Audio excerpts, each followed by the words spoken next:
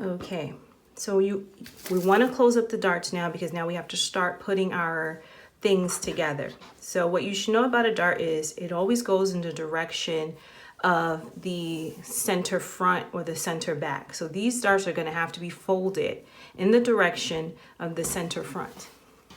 So what I do is I take my pin, and a way to make my life a little bit easier, I can utilize these tailor's tacks. So that's what they're really for.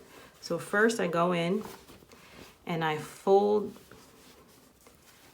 right at the top and match the points that you see inside. So inside you can see there's 2 points. I'm gonna make sure those 2 points kiss, and then I'm gonna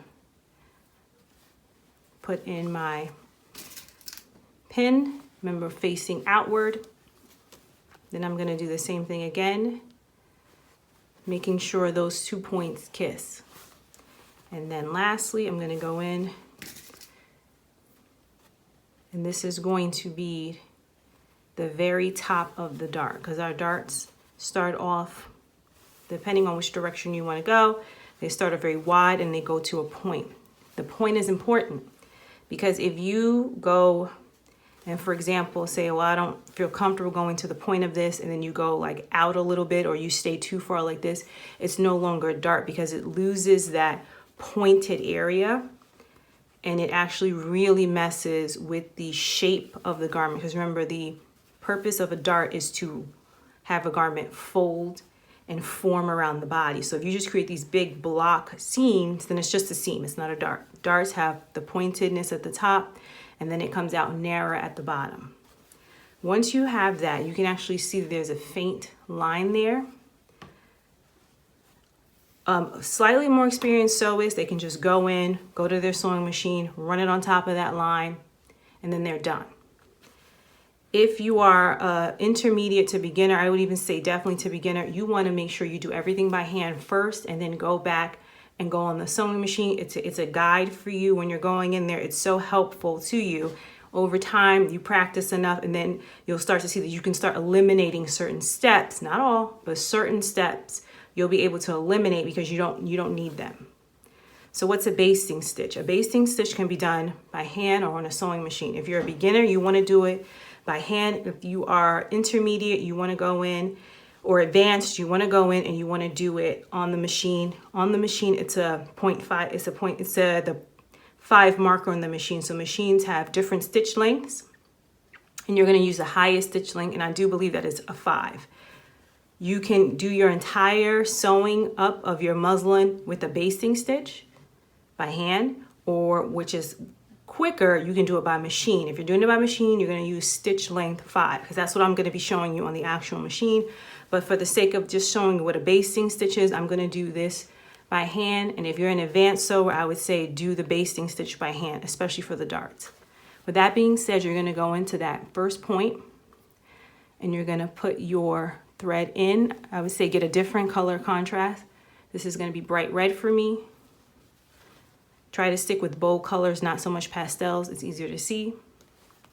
When I'm, just really quickly, remember we showed you when we're threading a needle, you don't have to knot it off at the end. You can if you like. And you can use a single thread, or you can double it all the way to the bottom. I like to use a single layer. Basically, you see here is 1, and then you could do 2. I like to do single only because especially when you're doing hand sewing, it keeps it from bunching so much. It keeps the thread from getting caught up, and that can drive you nuts. Okay, getting back to it. Now we're gonna put our needle in at that point. We're gonna go in, see that back area. We're gonna place our needle flat on that line. We're going to go back out, and then we're going to pull. Your thread should not be as long as mine is, because what's going to happen is there's a higher likelihood that I'm going to run into an issue where, just like that, it's going to come out. So we're going to try again. We're going to go in, lay it on that line there, come back out. There it is. And then you do that all the way through. You go in, The distance in which you put your needle is going to be the length of the stitch. So the closer you put it together, the smaller the stitch. The wider you put it together, the longer the stitch. That's what the seam gauge is for. Remember the seam gauge? So like I said, if you really are looking for accuracy here, you want to just go in and say, okay, what does my seam gauge tell me? My seam gauge tells me I want to do about a 1/2 inch away for the stitches. Basting stitches do not have to be perfect. It's the stitch you're going to take out, but if you're just looking for like accuracy, this is about a 1/2 inch, a little bit smaller than that. And that's what the seam gauge is for. It just helps you with that. So you just basically repeat that process.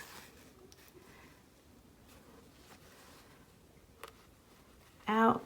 I do it this way, kind of not letting it leave, only because it's a little bit quicker just to kind of go.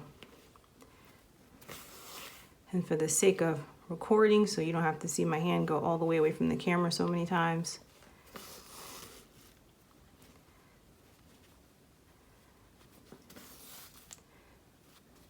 You ran into a little bit of a knot. That's like a nightmare. You should be able to just pull that loop and it comes right out.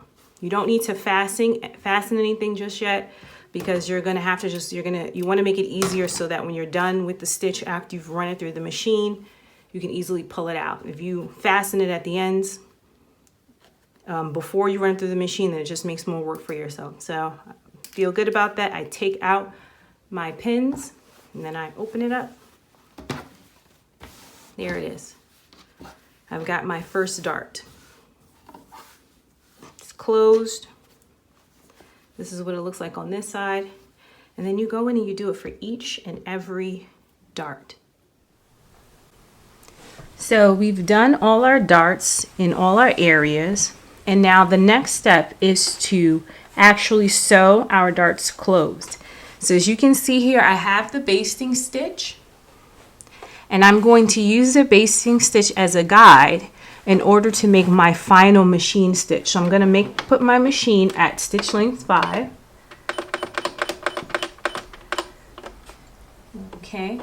Once I have it at the widest stitch, which is 5 for my machine, I think it's 5 for most, what I'm going to do is I'm going to go in and I'm going to stitch on the sewing machine, but I'm going to do it next to and not on the basting stitch. And this is because you want to make sure that you can go back and take out the basting stitch so that you don't have too many additional stitches and you don't get too crazy. This is also good when you actually do it on your final garment and you do the basting stitch. If it's on top of it or they're connected, it's going to be very difficult to use the seam ripper and get that stitch out. So you want to make sure that it's as close as possible to the actual basting stitch and the seam, but not on it. So you don't want the two things to come together.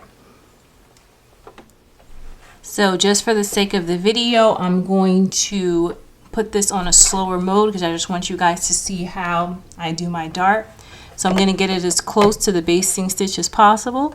I'm going to use my drop down needle button. Going to get it in there, and then I'm just going to slowly, using the basting stitch as a guide along here, I'm just going to slowly move my machine along. Again, just for the sake of the video, in order to close the stitch, you always have to do a back stitch. I do want you guys to do a back stitch when you're doing your darts, only because if you're trying to fit it and it's not secured with the back stitch, it's going to continuously open. So you just want to do it wide enough so it's easy to take out.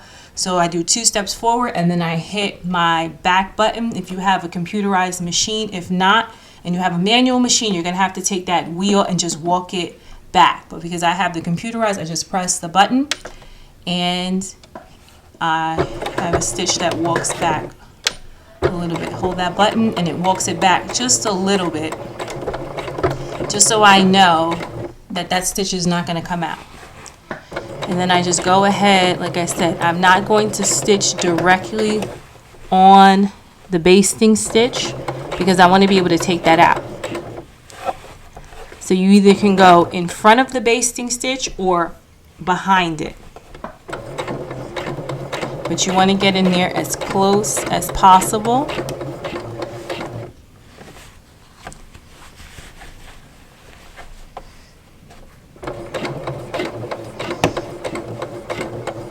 Until you get That final blue thread you see over here, that's going to let you know you're at the end of your dart.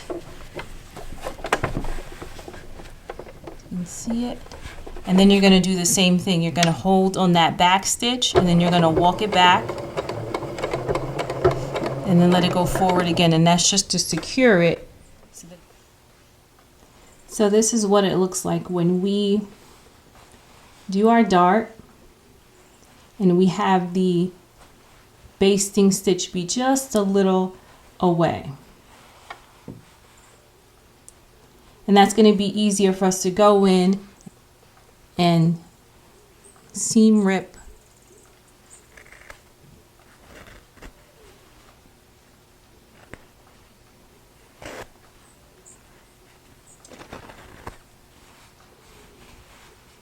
or you can just pull at the ends. Sometimes I just like to go to the ends and then sort of just like pull it straight through. And there you go.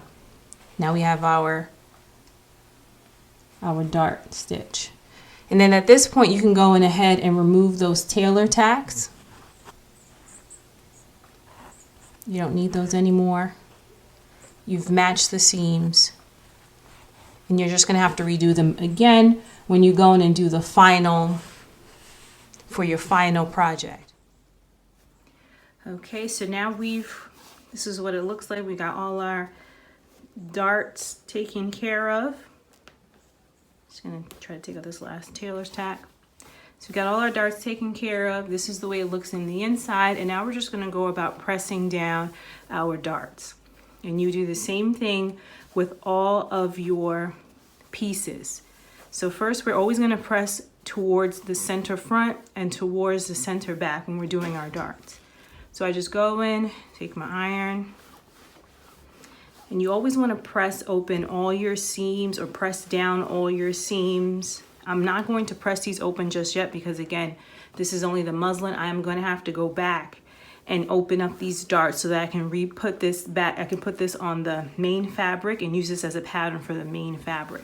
So you don't want to cut anything open just yet when it comes to these darts, but you do want to get them flat, because the key to a well-made garment is not just the stitching, it's not just putting these pieces together, it's also pressing and making sure that with each time you assemble the garment that you're going back and you're going into those seams and those darts and you're pressing everything out.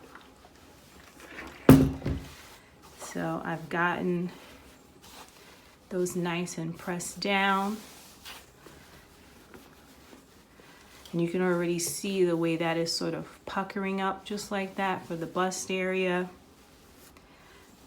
So now what comes next? Now we need to go in, and after we've done this with all the other pieces, we need to now go in and begin the task of assembling our pieces together and basting those pieces together before we do the same process of running it through the sewing machine.